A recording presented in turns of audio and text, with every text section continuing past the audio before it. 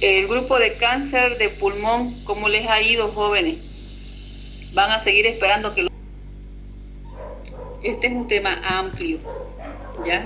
Es un tema amplio, pero he resumido, se tiene que resumir porque hablar de esto es bastante pesado, porque son muchas entidades para hablar que engloban este título que significa EPID, ¿no? EPID.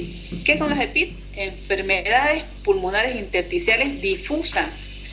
Y como dice acá en esta definición, es un gran número de enfermedades que comparten el compromiso del espacio intersticial de los pulmones, que está asociado a hallazgos clínicos, radiológicos e histológicos que orientan el proceso diagnóstico de distintas enfermedades.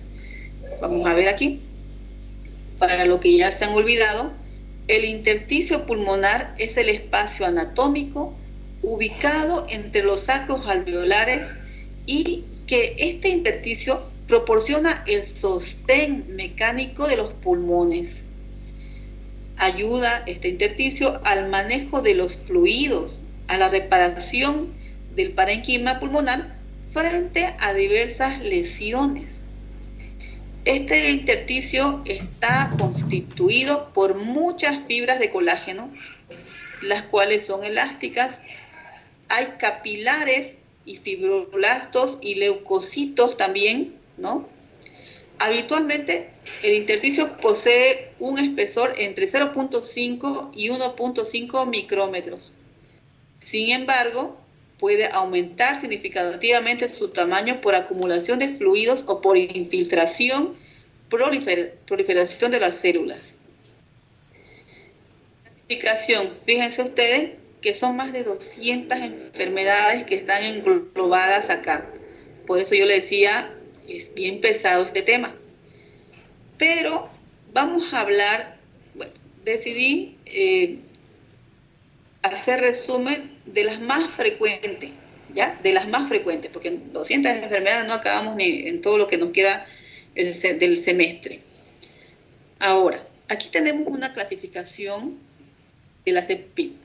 Se clasifican en neumonías intersticiales idiopáticas, en las cuales hay, fíjense, como unas 8 entidades. EPID de causas conocidas o asociadas, es decir, enfermedades pulmonares intersticiales difusas asociadas a otras enfermedades como por ejemplo enfermedades del colágeno. Aquí tendríamos el típico ejemplo de alguien con lupus, causada por polvos inorgánicos como la neumoconiosis. Miren, la neumoconiosis, que es una patología del trabajo por inhalación de lo que es el sílice, también estaría dentro de este grupo de las EPID. Tenemos otra que es inducida por fármacos o radioterapias, causadas por polvos orgánicos, los cuales producen una inflamación alérgica de los alvéolos. En este grupo de abajo tenemos EPID primarias o asociadas a procesos no bien definidos, es decir, entidades patológicas que hasta el día de hoy pues siguen siendo un poquito poco frecuentes, medio a veces difícil de llegar a un diagnóstico. Por ejemplo, tenemos la sarcoidosis, proteinosis alveolar, microlitiasis alveolar, linfangioleiomyomatosis, eosinofilias pulmonares, histiocytosis X, amiloidosis. Entonces son varias patologías en este tema. Y en cuanto a la patogenia, no existen mecanismos etiopatogénicos uniformes. Es decir, la teoría para que se desarrollen estas enfermedades son varias, ¿no? Desde alteraciones autoinmunitarias que tenga el paciente, los cuales hagan que el paciente desarrolle fenómenos inflamatorios a nivel de los pulmones, los cuales a la larga hacen que los pulmones se fibrosen. También vamos a ver que muchas veces no tenemos una causa bien definida, ¿no? De qué causó esta EPID en el paciente y queda nomás como un cuadro desconocido en la etiología.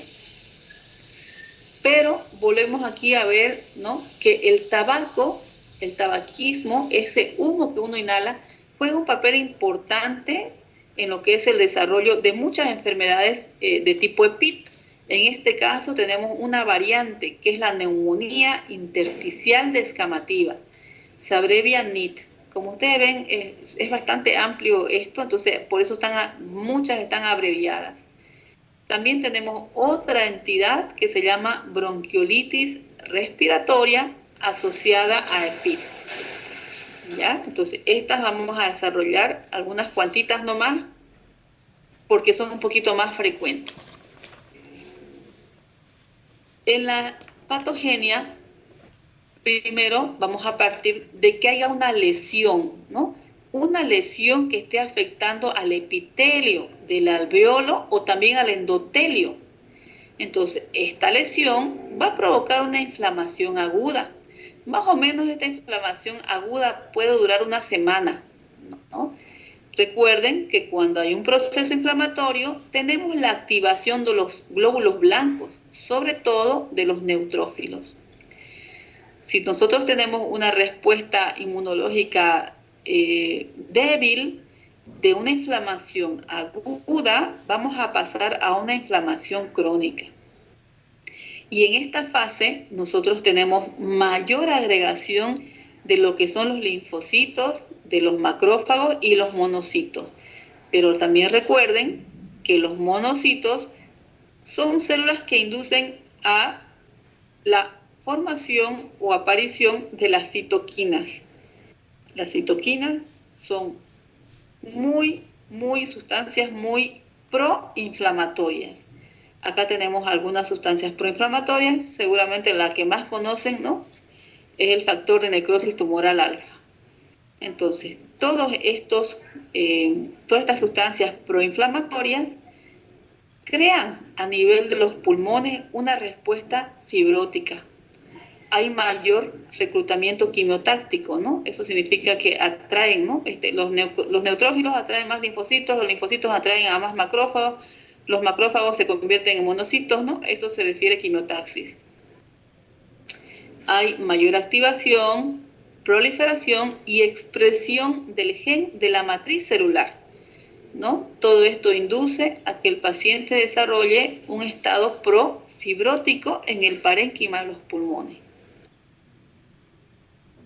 Para el diagnóstico de estas enfermedades, vamos primero con la anamnesis. Es importante indagar sobre antecedentes familiares, sobre el hábito del tabaquismo, para sobre todo, ¿no?, encontrar el diagnóstico de una neumonía intersticial descamativa, que es la NIT, ¿ya?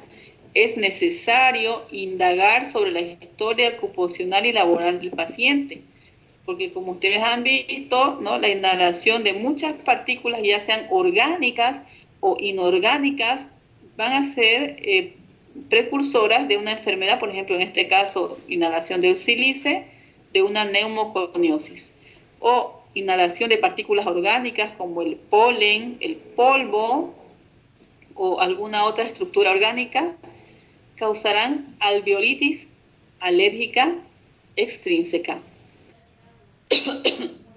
Perdón. Utilización de fármacos también es algo que nosotros tenemos que consultar al paciente si está tomando quimioterápicos, si toma antiarrítmicos, anticonvulsivantes, si usa drogas ilícitas como por ejemplo cocaína, heroína, ¿no? Entonces todo esto, y fíjense en el último punto, preguntar si él no padece enfermedades sistémicas como por ejemplo lupus, artritis reumatoidea, diabetes mellitus tipo 1, enfermedad de Crohn, colitis ulcerosa,